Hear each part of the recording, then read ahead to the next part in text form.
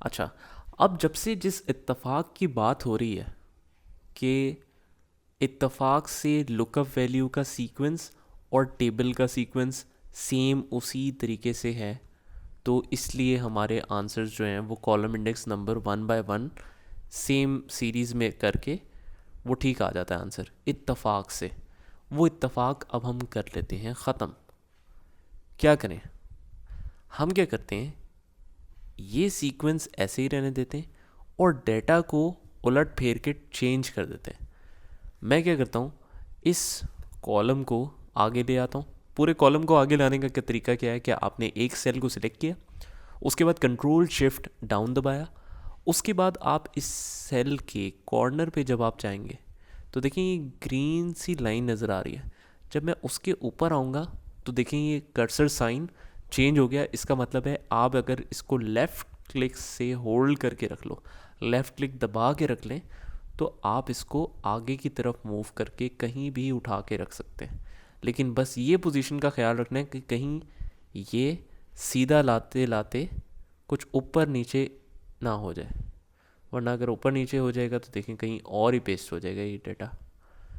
Control जी करता हूँ, देखें अब मैंने बड़े एहतियात से सीधा सीधा डेटा लेके आना है और यहाँ पर आके छोड़ देना।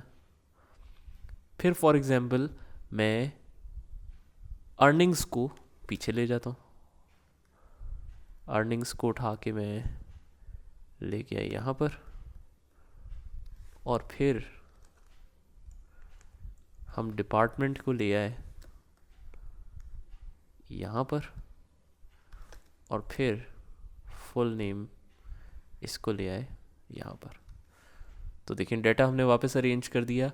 अब लेकिन ये बिल्कुल ही डिफरेंट सीक्वेंस में है, तो ऑब्वियसली अब हमें उसी के हिसाब से नंबर्स जब तक नहीं मिलेंगे तब तक ये आंसर देखें सही नहीं दे रहा। डिपार्टमेंट में नेम आ रहा है, फुल नेम में 95,000 आ रहा है, तो इसका मतलब ये कॉलम इंडेक्स नंबर अब नहीं चलेंगे। क्योंकि जिस तरह मैं हर उसमें बताता हूँ वीडियो में कि आपने सर्च वाले फील्ड्स के ऊपर नंबर वो देना है जो डेटा में है। अब इसमें पहला नंबर देना है क्योंकि इसका डेटा में पहला नंबर है। फुल नेम अब निकालना है हमने, लेकिन फुल नेम सर्च में तो दूसरे नंबर पे, डेटा में कौन से नंबर पे? 1 2 3 4। तो यहाँ पर 4 डेटा का नंबर देंगे तो देखें नाम बिल्कुल ठीक आ गया। फिर SSN नंबर है 1 2 3 हमने लिखा तो देखें SSN नंबर भी ठीक आ गया। डिपार्टमेंट हमने 1 2 3 4 5 6 लिखा तो उसको ठीक, ये अभी तक नहीं ठीक आया, क्या मसला है जी? 1 2 3 4 5 6।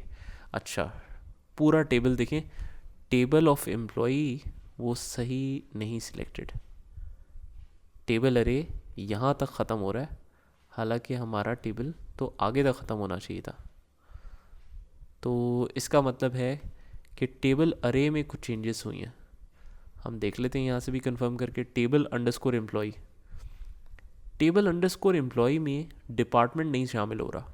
आई डोंट नो ये क्या रीज़न हुई है, लेकिन अच्छा हो गया हमारे लिए, ताकि हमें ये पता चल जाए।